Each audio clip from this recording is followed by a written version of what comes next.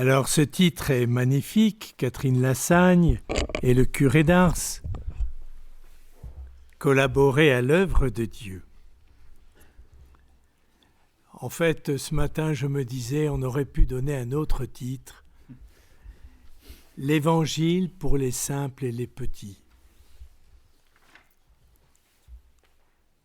Le 13 octobre 1883, Catherine Lassagne s'éteint dans cette petite chambre que nous avons au rez-de-chaussée du presbytère. Elle s'endort paisiblement et elle est entourée de plusieurs personnes, le père Tocanier, qui est le curé d'Ars, deuxième successeur du curé d'Ars.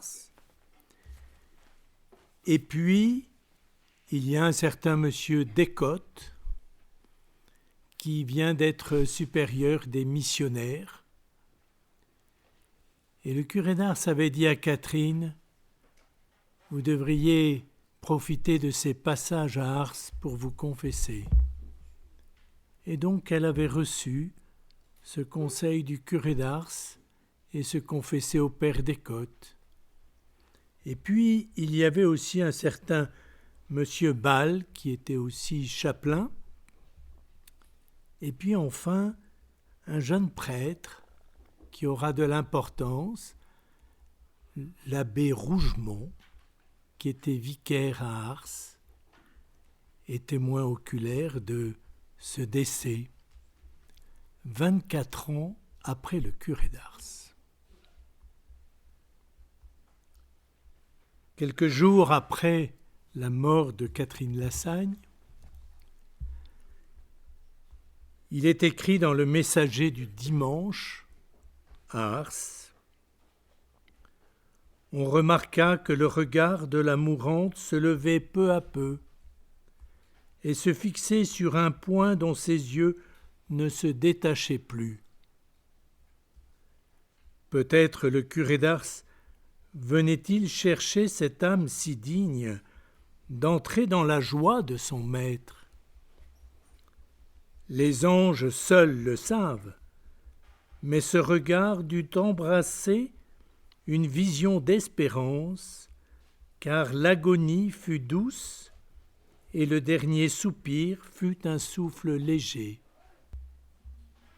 L'abbé Rougemont rajoutera: elle souriait et semblait parée d'une beauté angélique. Jusqu'au bout, cette dépouille virginale resta souple et pour ainsi dire vivante.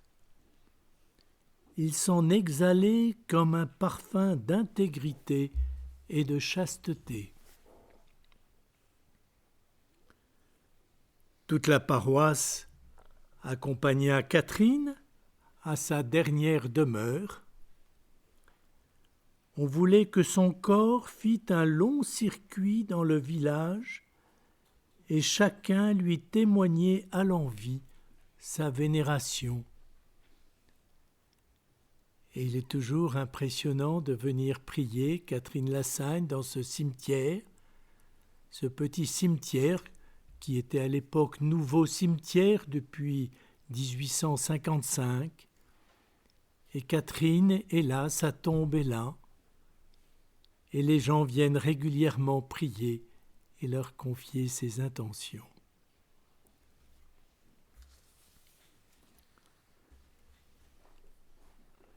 Comment connaître Catherine ? Alors évidemment, nous avons les 3 grosses biographies que nous connaissons tous. Le père Monin sur le curé d'Ars, qui a écrit son livre en 1861. Mais vous remarquerez que l'abbé Monin est né en 1824, au moment où Catherine devient responsable de la Providence. Il n'est donc pas beaucoup question de Catherine Lassagne. Puis, bien sûr, le livre de Monseigneur Trochu sur le curé d'Ars, qui est écrit au moment de la canonisation du curé d'Ars en 1925. Et puis, la grosse aussi, le tome de Monseigneur Fourré, qui est écrit bien plus tard en 1964. Nous imaginons bien beaucoup d'écrits sur le curé d'Ars. Et qui a écrit sur Catherine Lassagne ? Justement, Monseigneur Trochu, mais simplement en 1953. Et puis, Monseigneur Fourré, qui en 1959, au moment de la canonisation, au moment du centenaire plutôt de la mort du curé d'Ars, fait éditer le petit mémoire de Catherine Lassagne avec une introduction importante. Mais quand on lit bien ces deux petits opuscules, le petit opuscule qui doit être par là, voyez, qui est un peu déchiré chez moi, ainsi que Monseigneur Fourré, ils se réfèrent tous deux à un petit livret de l'abbé Rougemont, qui est aux archives d'Ars, en 3 feuillets, qui sont bien gardés aux archives, et on peut remercier le recteur de m'avoir facilité à les avoir dans mon ordinateur. Et c'est intéressant parce que l'abbé Rougemont a été donc témoin oculaire de la mort de Catherine Lassagne. Il était alors simple vicaire, et ce n'est que 12 ans après la mort de Catherine Lassagne qu'il écrit ce petit mémoire sur Catherine. Autrement dit, nous mesurons la discrétion sur Catherine. Mais après le grand brouhaha de la canonisation du curé d'Ars, il fallait bien se pencher sur une de ses plus proches collaboratrices. Pourquoi parler de Catherine Lassagne ? Il y a cette phrase que nous retenons tous. « C'est la plus belle fleur de mon jardin », aurait dit le curé d'Ars. Il m'a fallu du temps pour en retrouver la source. En fait, il semble qu'elle ne vient que de l'abbé Rougemont, justement, au moment où il écrit cette mémoire sur Catherine Lassagne. C'est la plus belle fleur de mon jardin. Catherine a bien sûr beaucoup bénéficié de la sainteté de son curé, qui l'a formée, qui a pu compter sur elle, et qui a su déployer en elle toutes ses harmoniques pour travailler à l'œuvre de Dieu au cœur d'une paroisse qui était bien pauvre. Elle fut non seulement son bras droit et un véritable soutien, contribuant ainsi à la fécondité de son ministère. Mais elle a eu aussi sa propre fécondité, entre autres en exerçant une maternité véritable auprès de toutes ces jeunes filles qu'elle a formées pendant des années à la Providence. Et en ce sens, j'ai bien aimé le titre que l'on m'a proposé, Catherine et le curé d'Ars, collaborer à l'œuvre de Dieu. Catherine n'est pas simplement la collaboratrice du curé d'Ars, mais ensemble, ils collaborent, chacun selon sa vocation propre et chacun ayant son propre chemin de sainteté. Catherine, comme collaboratrice, je la regarde aussi comme consacrée entre guillemets ou se consacrant totalement pour une mission paroissiale. Il y a pour nous, prêtres, une joie et une reconnaissance envers tous ceux et celles qui, par leur présence et leur collaboration, non seulement nous aident à exercer notre ministère, mais aussi trouvent leur place comme consacrés ou se consacrant à l'œuvre de Dieu.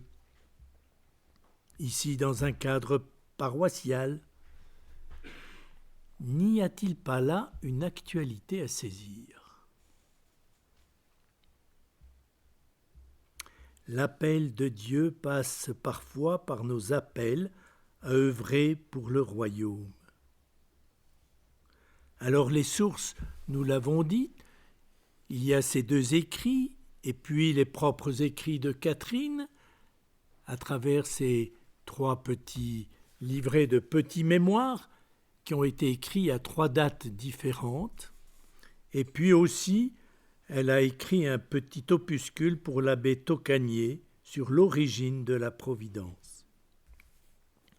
Nous avons cité bien sûr Monseigneur Fourré, et puis cette petite brochure donc de Monseigneur Trochu, mais qui manque bien souvent de références et qui peut-être évoque des choses qui manquent de précision. Ainsi d'ailleurs, nous nous trouvons devant une petite énigme que je confie aux séminaristes pour m'aider dans cette tâche. Quand est-elle née, Catherine Lassagne? Il est de bon ton de dire le 8 mai, 20 ans après le curé d'Ars. Et chacun reproduit le 8 mai. Monseigneur Trochu est content de dire « Mais quelle merveilleuse providence !» Pile jour pour jour, après, au moment de l'anniversaire du curé d'Ars. Moi, je crois quand même qu'il y a une erreur et qu'elle est née le 8 mars. Et non pas le 8 mai, mais mars-mai, on fait facilement une erreur de copiste. 8 mars. Et donc, elle est née d'une famille de 9 enfants, d'une famille chrétienne, profonde, les Lassagne. Mais voilà que les 2 premiers, les 2 petits, meurent en bas âge. Alors, Claudine, la maman, prie avec ardeur pour avoir un enfant. Et c'est Catherine qui se retrouve l'aînée de 7. Vous comprenez le sacrifice que fera la famille quand il faudra donner l'aîné de ses enfants. Elle qui s'occupait des petits frères et petites sœurs. Alors nous savons bien que pour Catherine, nous pouvons évoquer 4 périodes. D'abord la période de la préparation, par la maman, par la famille.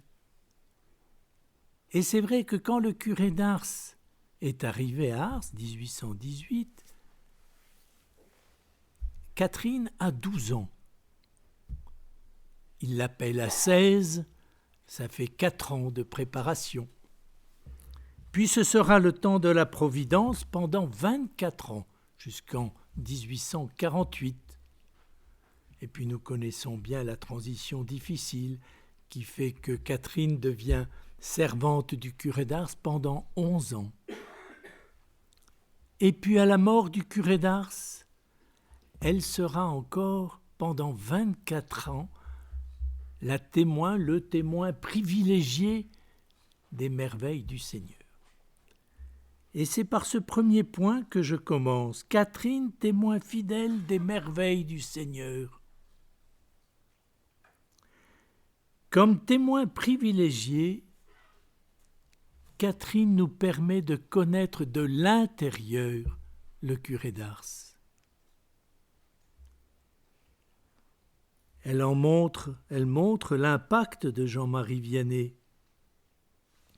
Monsieur Vianney, quoique austère pour lui-même, savait rendre dans ses instructions la vertu si aimable et faisait ressortir avec tant d'onction le bonheur qu'on éprouvait dans le service de Dieu, sa bonté, son amour, l'avantage de la dévotion à la Sainte Vierge. Elle poursuit. Et comme on trouvait aussi en lui une si grande bonté, on goûtait ses instructions avec plaisir et on l'aimait. Alors on craignait de lui faire de la peine. Ah, je trouve que c'est intéressant, parce que l'évangélisation par l'attraction, c'est depuis Jésus. Ce résumé est merveilleux. On était dans l'admiration et on s'accordait à dire « c'est un saint ». Alors on l'aimait et on prenait plaisir à entendre ses instructions. Mais l'amour des plaisirs était trop enraciné pour quitter tout à coup. Il fallait une grâce forte qu'il obtint sans doute de Dieu. Et Catherine continue. Sa première conquête fut les filles.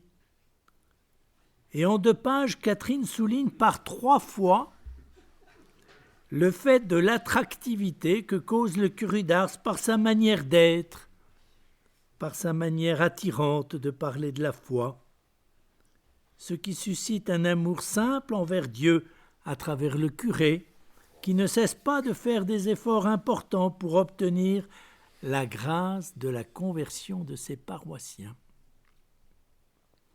Témoignage vivant sur le rayonnement d'un prêtre qui place haut la question de la charité pastorale, une charité qui entraîne les âmes généreuses.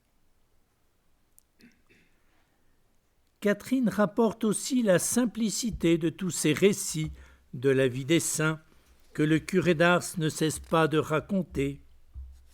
Oui, sa première conquête fut les filles qui s'assemblèrent un dimanche après vêpres dans l'intention de se confesser. Ah, il y a déjà eu une conversion. Et comme on le trouvait toujours à l'église, il leur dit « Disons si vous voulez ensemble notre chapelet ». Ce jour-là fut l'époque de la conversion de plusieurs. En peu de temps, les filles ont renoncé au plaisir des danses pour pratiquer la vertu. Et presque tous les dimanches. Ensuite, il nous a invités à entrer dans sa cuisine, où il nous a lu la vie de Sainte Catherine et ne nous a parlé que des choses du bon Dieu. Catherine ajoute au procès « Il lisait continuellement la vie des saints. Se laisser entraîner par le témoignage des saints, il y a là une cohérence profonde de tout le ministère du curé d'Ars. Combien de saints doivent leur conversion par le témoignage des saints ? Catherine témoignera de façon lumineuse des merveilles du Seigneur accomplies à Ars par l'intermédiaire du saint curé, mais en demeurant toujours silencieuse sur sa propre responsabilité et fécondité. Pourtant n'avait-elle pas eu une place prépondérante dans une des initiatives essentielles du saint curé ? Deuxième point. Catherine, formation et appel. Au départ, nous l'avons dit, il y a la préparation. Catherine donc a 12 ans quand le curé d'Ars arrive, et elle rapporte ce fait que nous connaissons bien. Au commencement, ma mère n'avait jamais fini de m'habiller, de me peigner. Elle passait un temps infini à ma petite toilette. Mais il y avait à peine quelques semaines que M. Vianney était à Ars, que tout fut bien modifié. En 2 tours de main, j'étais équipé et l'on allait à l'église. Cette confidence rapportée par l'abbé Rougemont éclaire beaucoup le fond des changements dus à la présence du saint curé.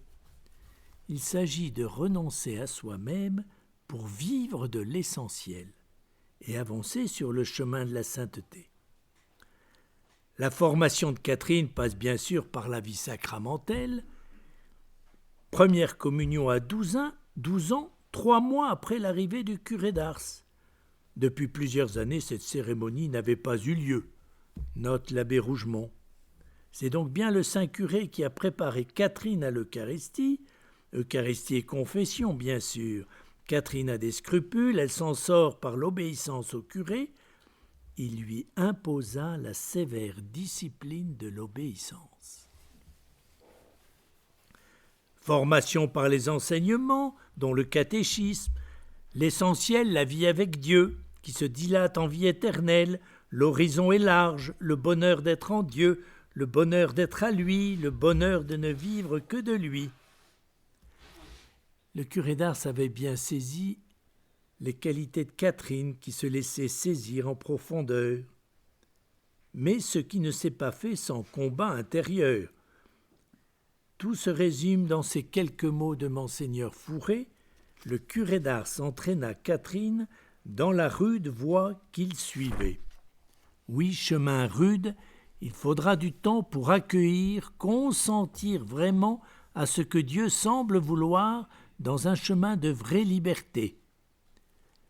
Dans les 10 premières années, elle priait Dieu d'éloigner d'Ars son serviteur, tellement sa direction lui semblait au-dessus de ses forces.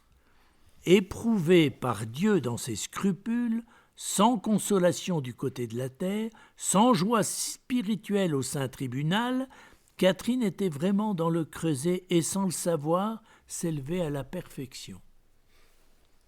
Deuxième petite énigme que les séminaristes m'aideront. Si pendant 10 ans elle a prié pour que le curé d'Ars s'en aille, comment a-t-elle réagi à l'appel de son saint curé à se consacrer pour la Providence?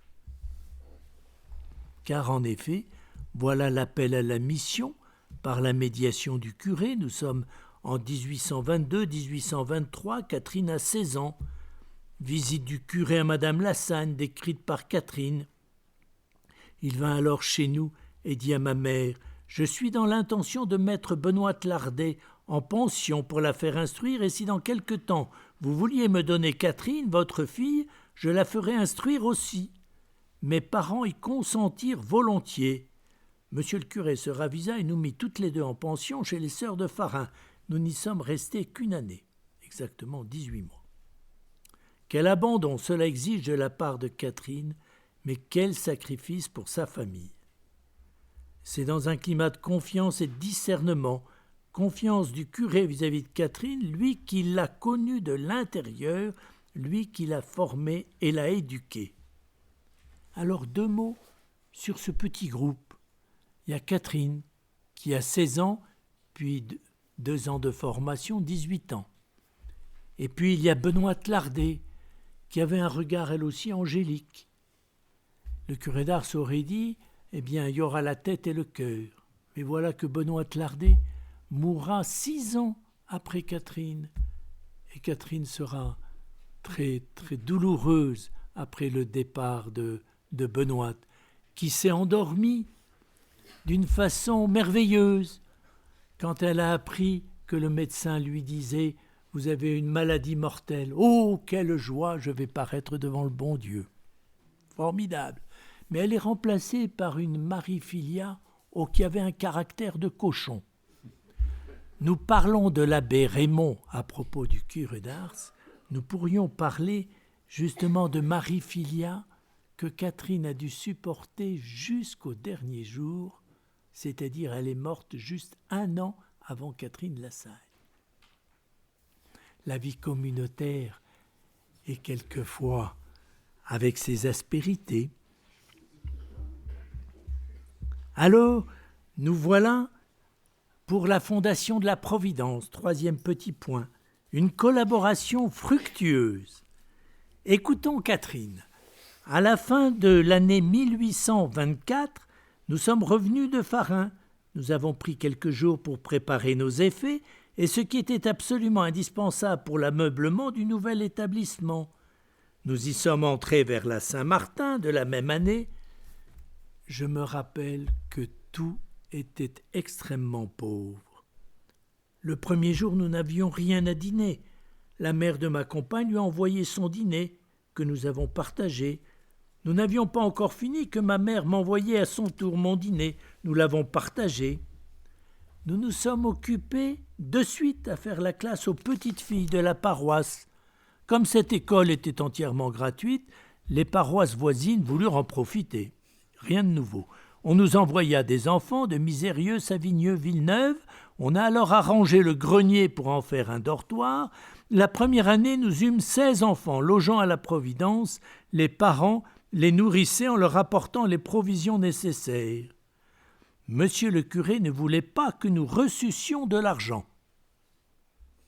Il consentait seulement à ce qu'on acceptât les provisions qui pouvaient se consommer dans la maison.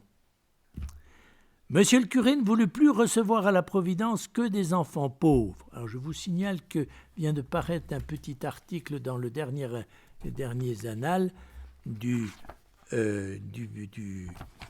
l'archiviste du sanctuaire, justement, qui fait un petit résumé sur la Providence, qui était au départ une école gratis, puis l'hiver, pour se déplacer, c'est devenu difficile, donc c'est devenu un pensionnat, et puis il fallait accueillir les orphelines, et c'est devenu un orphelinat. Monsieur le curé ne voulait plus recevoir à la Providence que des enfants pauvres. Il ne les recevait guère avant l'âge de 8 ou 9 ans, on ne les renvoyait pas avant leur première communion. Si quelques filles de 15, 18 ans et même 20 ans se présentaient, il les acceptait de préférence. Un grand nombre ont fait des confessions générales, ont admirablement profité des conseils de M. Vianney et ensuite sont devenus de bonnes mères de famille ou de bonnes domestiques. Plusieurs ont embrassé la vie religieuse. Un certain nombre d'entre elles ont avoué en rendant grâce au bon Dieu que si elles n'étaient pas venues à la Providence, elles se seraient perdues. J'ai ouï dire plusieurs fois à monsieur le curé, ce ne sera qu'au jour du jugement qu'on verra le bien qui s'est fait dans cette maison. Le nombre des enfants n'était pas toujours le même, il variait de 40 à 65. Elles étaient logées, nourries et entretenues aux frais de l'établissement. On nous faisait quelques dons, monsieur le curé nous fournissait ce qui pouvait nous manquer. Nous avons été bien pauvres, mais jamais le nécessaire ne nous a manqué. Dieu a veillé sur cette maison d'une manière particulière. Il y a eu plusieurs faits fort extraordinaires, ou plutôt miraculeux, qui ont marqué combien cette œuvre était agréable à Dieu. Les places se sont trouvées plus d'une fois entièrement occupées. Monsieur le curé n'avait pas cependant le courage de refuser les filles pauvres qui se présentaient. Nous lui disions « Nous ne savons où les mettre, nous n'avons plus de lit ». Il nous répondait « Donnez les vôtres et vous irez coucher au grenier ». Force était donc de chercher une petite place pour loger les nouvelles arrivées. Donc nous comprenons que c'est une école du renoncement et de conversion. Quel dépassement de soi! Bien sûr, il y avait des limites de notre pauvre nature humaine. Pourtant, il fallait se dépasser sans beaucoup de consolation, car le curé d'Ars pouvait traiter sévèrement Catherine. L'abbé Rougemont avoue, elle était la seule à être ainsi traitée. Autant le curé d'Ars était doux avec les autres âmes qui se soumettaient à sa direction, autant il était dur, froid, austère avec Catherine. C'est un peu ma place avec le père. Oui, mais je me laisse éduquer, voilà. Un petit passage de Catherine résume le fond du cœur de la directrice de la Providence. Une fois, nous n'étions pas contentes de ce qu'il nous chargeait de tant d'enfants. Il semblait que cette besogne était au-dessus de nos forces, et c'était la première fois que nous disions quelques paroles de murmure. Et Jeanne-Marie Chanet se trouvait au presbytère, qui avait porté quelque chose à monsieur le curé. Il ne paraissait pas content. Il lui dit entre autres que nous n'étions pas dans les mêmes dispositions comme des premiers temps, que nous n'étions pas assez soumises à la volonté de Dieu.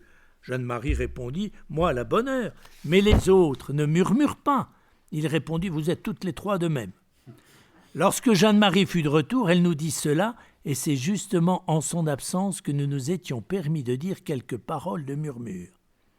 Et nous prîmes, vous entendez bien, la résolution de ne plus nous plaindre.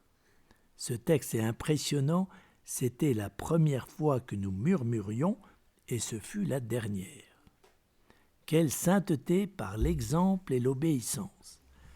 Pouvons-nous mesurer ce qu'est la Providence de 1824 à 1848 ?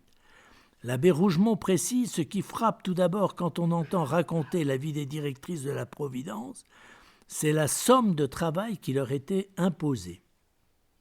Point de relâche, on faisait la classe toute l'année, il n'y avait d'autres vacances que le jeudi. Seule Catherine, qui faisait la classe aux plus grandes, ne grondait jamais personne. Jamais ne se fâchait et avait cependant seule une autorité complète sur tout ce petit monde. Collaboration fructueuse où Catherine a une place essentielle. Ces filles orphelines sont transformées, elles sont comme entraînées dans une même dynamique, celle de l'amour. Et Catherine dit qu'il était beau de voir la piété de ces pauvres enfants. C'était un bonheur pour elle lorsque monsieur le curé, dans ses moments de loisir, se trouvait au milieu de ses enfants pour leur parler du bonheur d'aimer Dieu et de pratiquer la vertu. Elles écoutaient avec une attention qui faisait plaisir à voir et souvent les larmes coulaient et les résolutions étaient mises en pratique. Donc dans une vie de foi et de charité, quelle foi, quelle vertu, quelle influence devait exercer celle qui avec le vénérable formait ses enfants. On voit bien la figure du père et la figure de la mère, et nous sommes ensemble frères et sœurs. Nourris par la prière, par l'adoration, stimulés par le témoignage du curé, car les difficultés ne manquaient pas. Comment nourrir tout ce bon monde ? Les directrices vivent dans le miracle permanent. Avec elles, nous sommes dans un autre monde. Foi du curé d'Ars, foi de ceux qui vivent avec lui. Miracle de la farine.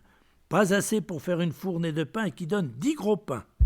Bien sûr, Catherine est un peu inquiète lorsque le curé d'Ars sert les plats en abondance. Il était heureux, le curé d'Ars, de venir à la Providence, tous les jours. Et puis il faisait son petit catéchisme à 11h, il avalait quelque chose et il repartait. Miracle qui touche même la personne de Catherine atteinte d'une fièvre muqueuse accompagnée de délire et guérie en 1837 alors qu'elle est donnée pour perdue. L'abbé Rougemont rapporte pour résumer cette phrase de Jeanne-Marie Chanet « Ah monsieur, de l'émotion on y était bien trop habitué au miracle, on était bien plus étonné quand il n'y en avait pas que quand il y en avait. Il y en avait tout le temps. » C'est quand même extraordinaire. Ça sera un petit peu différent quand les religieuses viendront. Tout cela dans une charité débordante.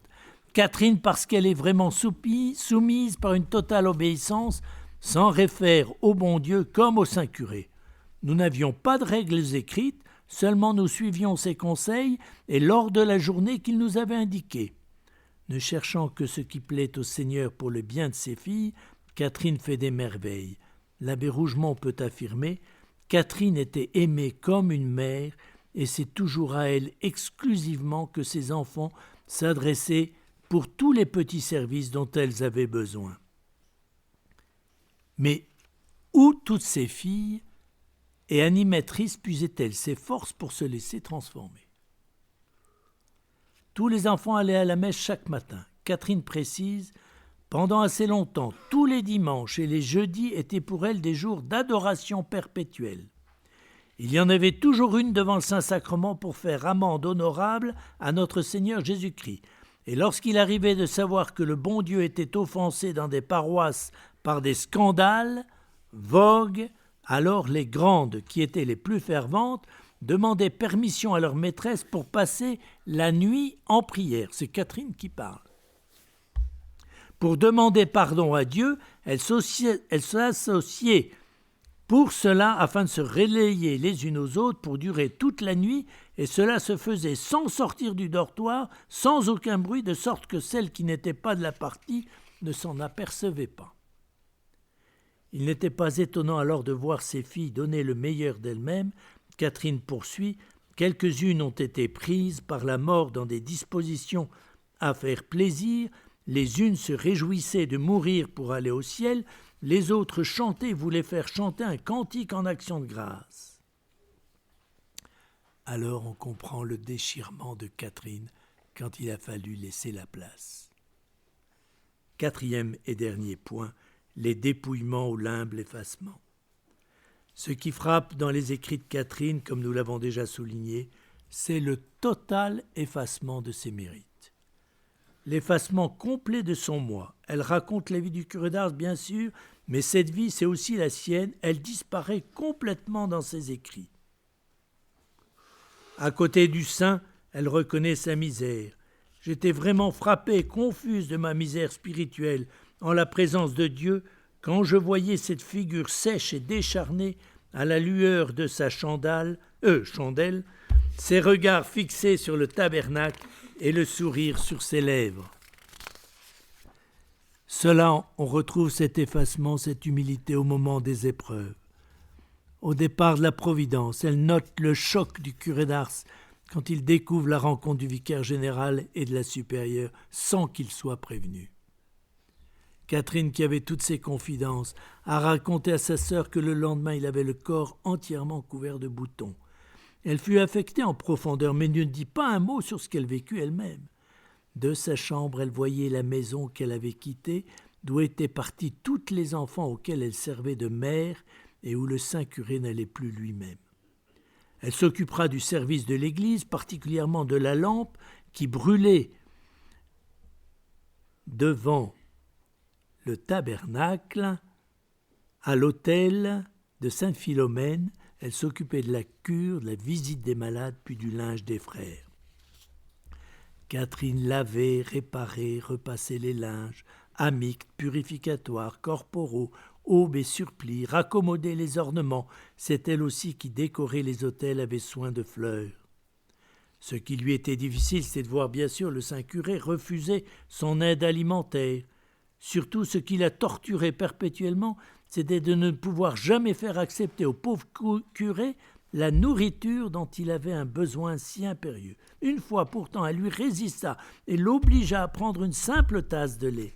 Et Catherine ajoute « C'est la seule satisfaction qu'il m'ait donnée durant tout le temps que je l'ai connu. » Oh ben on est mieux ensemble, hein. Mais ce qui l'a aidé à travers toutes ces épreuves, c'est la confiance du saint curé. Même s'il était rude, il savait qu'il pouvait lui faire confiance. Combien de fois elle cite au cours du procès « Un jour, il m'a dit », ce qui nous rappelle le titre du livre donné par Monseigneur Fourré, La confidente du curé d'Ars. À la mort du curé d'Ars, elle qui s'occupait de l'autel majeur doit encore laisser sa place. Elle qui n'avait jamais laissé échapper une plainte dans les circonstances les plus douloureuses de sa vie, pas même quand il fallut quitter la Providence, fut si affligée de se voir enlever cette fonction qu'elle ne put s'empêcher d'exprimer son chagrin à sa sœur. Mais lui dit celle-ci, « Vous travaillez encore constamment pour le bon Dieu, on vous laisse d'autres autels à orner. » Oui, c'est bien vrai, mais j'étais si près de notre Seigneur, puisque c'est dans le tabernacle du maître-autel qu'était renfermée la sainte réserve. Dans toutes ces années, elle demeure très aimée, mais effacée. La charité absorba tout son temps et tout son argent qui allait tout entier à l'achat des linges nécessaires au culte. Cette charité ardente s'exerce auprès des malades. Elle fut exemplaire et attentive aux moindres détails.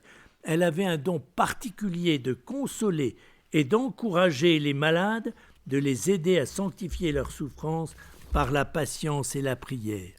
Elle les édifiait en leur citant les paroles des saints ou en racontant quelques traits de leur vie.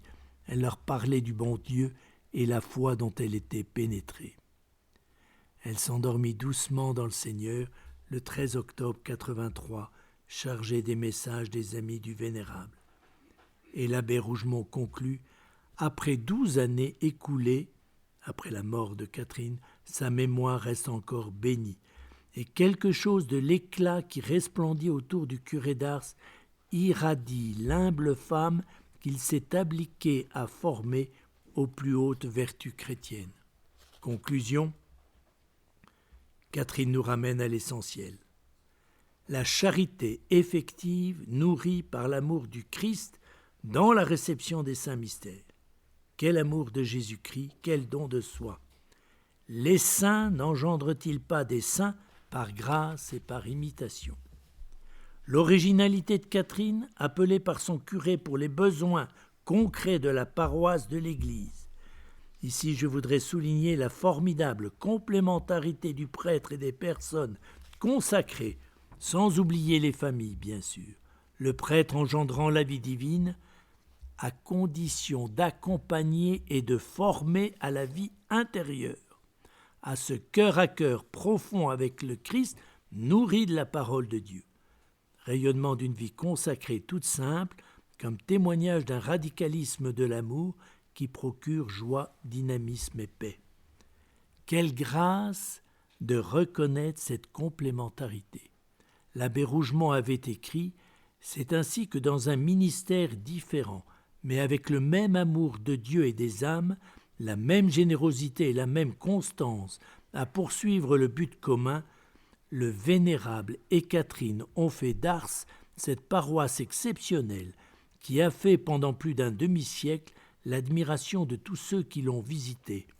La véritable gloire de Catherine, sa couronne, c'est la génération de femmes qu'elle a élevées, mères de famille incomparables, dont on peut dire que la crainte de Dieu inspirait et dirigeait toutes les pensées et toutes les démarches. Enfin, cette vie de Catherine nous renvoie au cœur du monde, à cette humanité blessée que nous rencontrons si souvent au sein même de nos paroisses. Ici, avec Catherine, nous ne sommes pas dans un cocon facile. Nous sommes au cœur de la mission, annoncer le Christ sauveur à des pauvres, que nous sommes nous aussi, et qui attendent tout simplement d'être guéris et transfigurés. Merci.